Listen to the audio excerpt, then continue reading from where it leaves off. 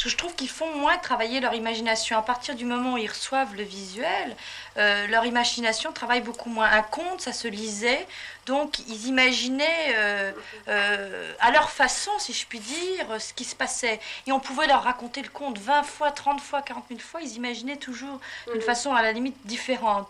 Alors que Goldorak, on ne peut pas l'imaginer différemment, il est toujours pareil, toujours Goldorak avec ses cornes, avec ses machins et ses accessoires. Et c'est en ça que je trouve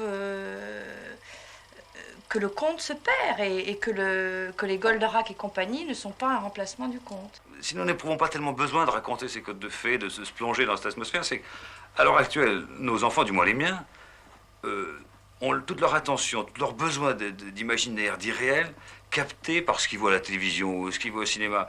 Par exemple, Aurélien, qui a 5 ans maintenant, ça disparaît un peu maintenant, mais enfin, les 3 ou 4 premières années de sa vie, il a été en permanence un personnage de télévision, ou Goldorak, ou je ne sais quoi, Robin des Bois, ou Zorro, ou un cow-boy. Et dès qu'il rentrait de l'école, ou dès qu'il était libre, il avait donc, sa vie n'était plus dirigée par ce qu'il devait faire à la maison, ce qu'il ne devait pas faire, il se déguisait naturellement, et lui et ses copains d'ailleurs. Ils arrivaient, ils se déguisaient, et ils étaient complètement ce personnage. À telle enseigne que quelquefois, quand on l'appelait, ou quand je lui disais, viens, je vais t'embrasser, il poussait des hurlements parce qu'on n'embrasse pas Goldorak.